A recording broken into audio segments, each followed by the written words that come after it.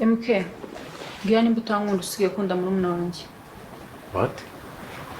Ndikubaza mbwira nimba utankunda usigaye ukunda murumuna wanjye.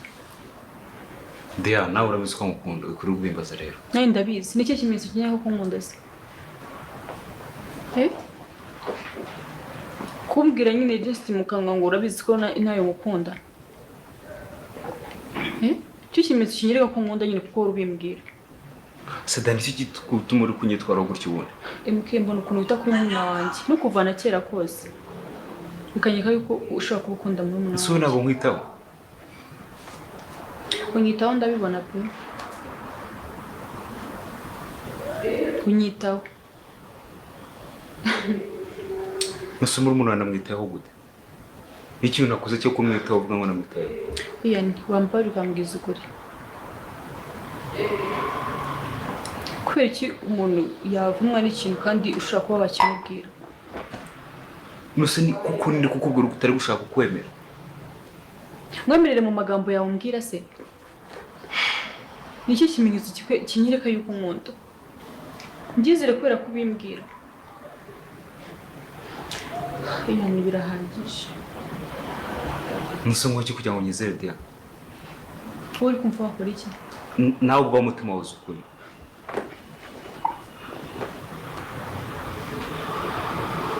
Dianne, what's wrong? Niyo mpamvu muri tekereza ibintu byose. Na mbere hose rega njyaga mbona ukuntu buri kumwe na murumuna wanjye ukuntu mwisanzuraho. Nisanda bibona. Rero mbwiza ukuri. Uri gukomeza kumbeshya. Dianne, we ntabwo nkwisanzuraho cyangwa ntabwo unyisanzuraho wowe? Ian, umva ukambwira nakubajije ko kumbaza ibindi. Ntabwo nkunda murumuna wawe ndaho. Simbikubwira. Ian, ntabwo mbyumva. Ukuntu wisanzura kuri munanjye n'ukuntu mufata biratandukanye. Ese ngiye byo kutajya binyikoraho. Kuki utugora kumbwira ukuri? Dianne, ntabwo bingora kukubwira ukuri. Ahubwo we birakugora kwakira ukuri. Ukuri mu magambo yawe se? Nikuvuga already ufite ibyo utekerezaho, sibyo? Ufata nk'ukuri. Niba ngo ibyo ndi kukubwira wowe already wamaze gufata umwanzuro w'ukuri kwawe ushaka. Ntabwo ushaka kumva ibyo ndi kukubwira, sibyo? Iyo murajya kuvuga ikintu ari uko bimaze kuba too much.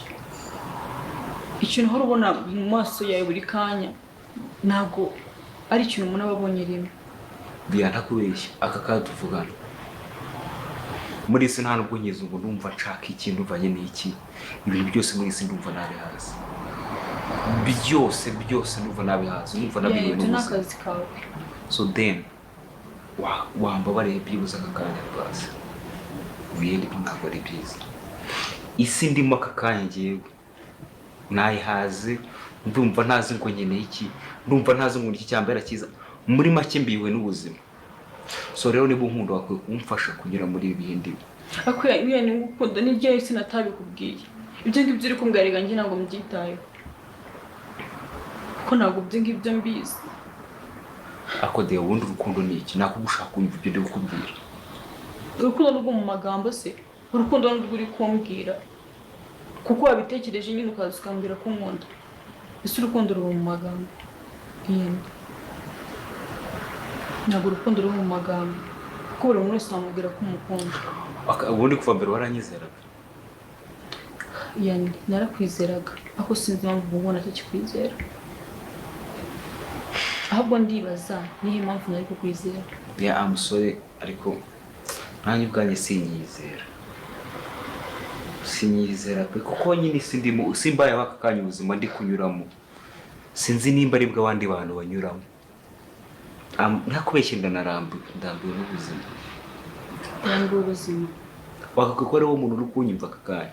Ian, mwumve kuki? Njye se uranyumva basi? Akwa mugani simbizi. Ian, njye uranyumva? Iyo washaka ko mwumva nanjye wanyumva. Rekumva. Situation irimo nta nubwo nyemera kumva umuntu wawe wese.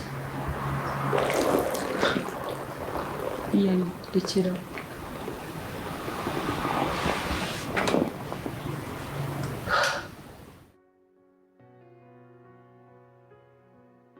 Tayiga rero mwana wanjye hari impamvu ikomeye yatumye guhamagara.